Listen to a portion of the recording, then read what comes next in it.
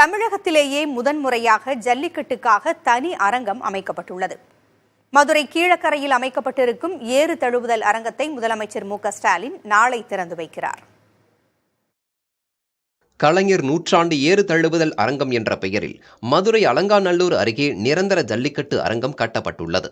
தமிழக முதலமைச்சர் மு.க.ஸ்டாலின் சட்டப்பேரவையில் அறிவித்ததை தொடர்ந்து 64 கோடி ரூபாய் மதிப்பில் இந்த அரங்கம் கட்டி முடிக்கப்பட்டுள்ளது. அலங்காநல்லூர் அருகே கீழக்கரை கிராமத்தில் 77,683 சதுர அடியில் அமைக்கப்பட்டுள்ள இந்த ஏறு தழுவுதல் அரங்கத்தில் ஒரே நேரத்தில் 5,000 பார்வையாளர்கள் அமர்ந்து கண்டுகளிக்கும் வகையில் ஏற்பாடு செய்யப்பட்டுள்ளது. ஜல்லிக்கட்டு தொடர்பான பழங்கால கல்வெட்டுகள் மற்றும் அருங்காட்சியகம் காட்சிப்படுத்தப்பட்டுள்ளன. நுழைவாயிலில் காளையின் சிலை தத்ரூபமாக வைக்கப்பட்டுள்ளது. மேலும் ஜல்லிக்கட்டில் பங்கேற்கும் காளைகளுக்கு தனி அறை மற்றும் மருத்துவ பரிசோதனை செய்ய தனி பகுதி அமைக்கப்பட்டுள்ளது. மேலும் மருத்துவமனை, முக்கிய பிரமுகர்கள் ஓய்வு அறை, கழிவறை வசதிகள் அமைக்கப்பட்டுள்ளது. இந்த அரங்கத்தை முதலமைச்சர் மு.க.ஸ்டாலின் திறந்து வைத்து ஜல்லிக்கட்டு போட்டிகளை தொடங்கி வைக்கிறார்.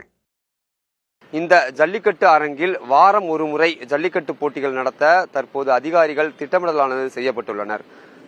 மதுரையிலிருந்து புதிய தலைமுறை செய்திகளுக்காக ஒளிப்பதிவாளர் குணாவுடன் செய்தியாளர் சுபாஷ்.